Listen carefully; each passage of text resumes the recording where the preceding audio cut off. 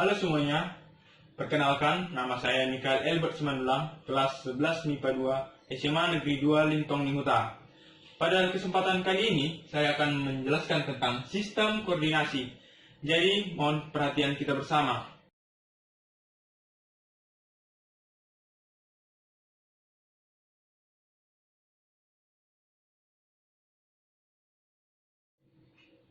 Sistem koordinasi.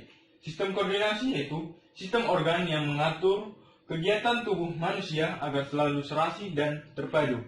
Sistem koordinasi terbagi atas 3, sistem saraf, hormon, dan sistem indera.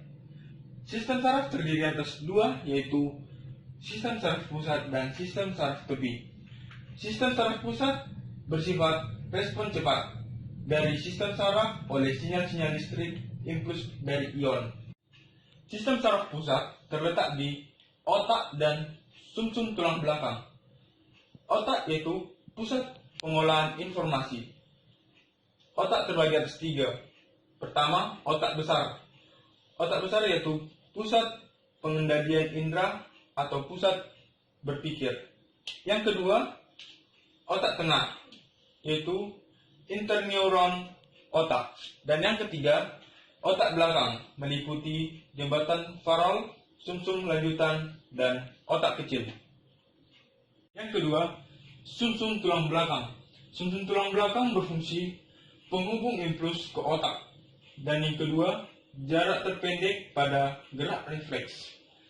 Sumsum tulang belakang meliputi saraf cervicalis, saraf coracalis, saraf lumbalis, dan saraf sakralik.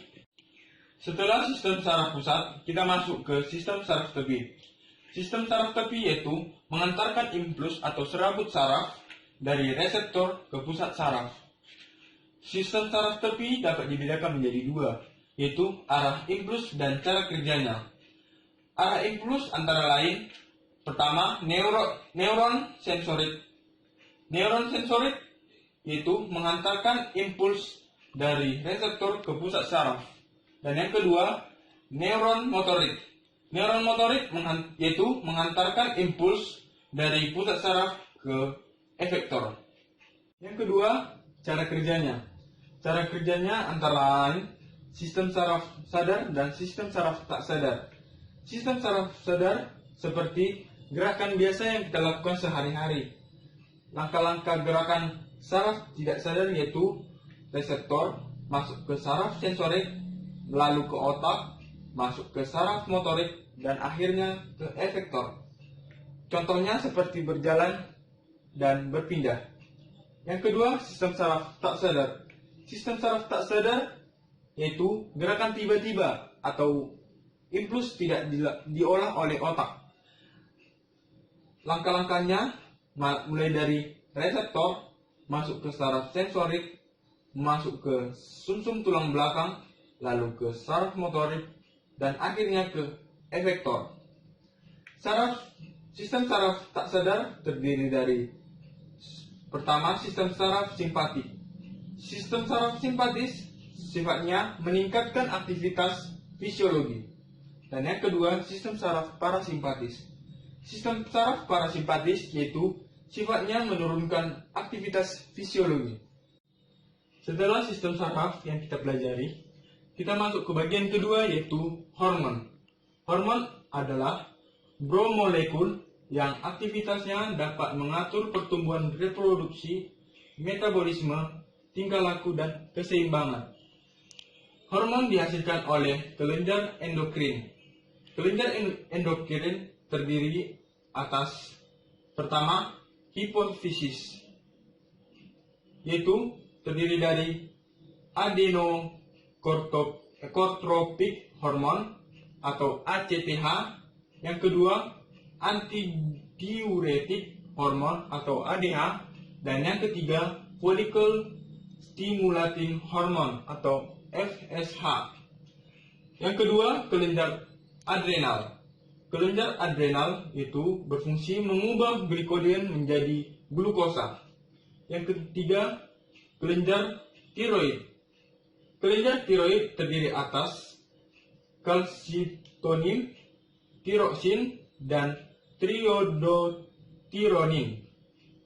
Yang keempat yaitu kelenjar paratiroid. Kelenjar paratiroid terdiri dari paratormon dan timus. Yang terakhir Pulau Langerhans. Pulau Langerhans terdiri dari insulin dan glukogen. Setelah sistem saraf dan hormon yang kita pelajari tadi, kita masuk ke sistem indera. Sistem indera adalah bagian sistem saraf yang berfungsi untuk proses informasi indera. Sistem indera terdiri dari yang pertama, indera penglihat. Indera penglihat yaitu mata. Mata kita gunakan untuk melihat benda-benda yang ada di sekitar kita. Yang kedua, indera pendengar. Indera pendengar yaitu telinga. Telinga kita gunakan untuk mendengar suara yang ada di sekitar kita. Yang ketiga, indera pembau. Indera pembau yaitu hidung. Hidung kita gunakan untuk merasakan atau membau aroma-aroma yang ada di sekitar kita. Yang keempat, indera peraba. Indera peraba yaitu tangan. Tangan kita gunakan untuk meraba benda-benda yang ada di sekitar kita. Dan yang terakhir adalah indera perasa. Indera perasa adalah indera yang kita gunakan untuk merasakan rasa manis, asam, pahit, dan lain-lain.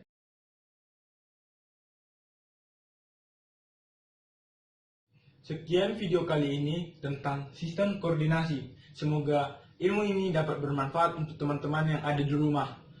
Maaf kata apabila ada kata-kata yang kurang mengenakan di hati teman-teman sekalian, saya mohon maaf. Sekian dan terima kasih.